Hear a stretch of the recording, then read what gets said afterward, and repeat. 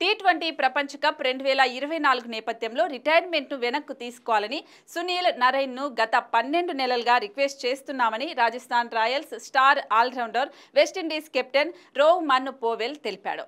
IPL 2024 సీజన్లో భాగంగా KKR తరపున బరిలోకి దిగిన సునీల్ నరైన్ విధ్వంసకర సెంచరీతో సరికొత్త చరిత్ర సృష్టించాడు. కేకేఆర్ తరపున సెంచరీ సాధించిన మూడో ఆటగాడిగా నిలవడమే కాకుండా ఐపీఎల్ చరిత్రలోనే హ్యాట్రిక్ వికెట్తో పాటు శతకం బాదిన మూడో ఆటగాడిగా తొలి కేకేఆర్ ప్లేయర్గా రికార్డు నమోదు చేశాడు. ఏ ఫార్మేట్లోనైనా సునీల్ నరైన్కు ఇదే తొలి శతకం. అయితే ఈ మ్యాచ్లో కేకేఆర్కు విజయం దక్కలేదు. ఆఖరి బంతి వరకు ఉత్కంఠగా సాగిన ఈ మ్యాచ్లో రాజస్థాన్ రాయల్స్ 2 వికెట్ల తేడాతో గెలుపొందింది.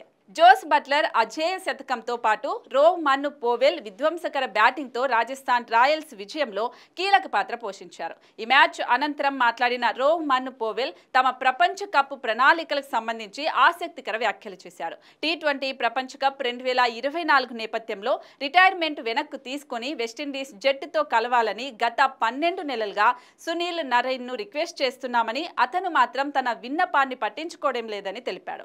సునీల్ నరైన్ను ఒప్పించేందుకు తమ ప్రయత్నాలను ఆపడం లేదని, అతని సన్నిహితులైన పొలార్డ్, డ్వేన్ బ్రావో, నికోలస్ పురాన్లతో సహాయంతో ఒప్పించే ప్రయత్నం చేస్తున్నానని తెలిపాడు. అయితే జూన్ 1 నుంచి అమెరికా, వెస్టిండీస్ వేదికగా టీ20 ప్రపంచ కప్ జరగనుంది.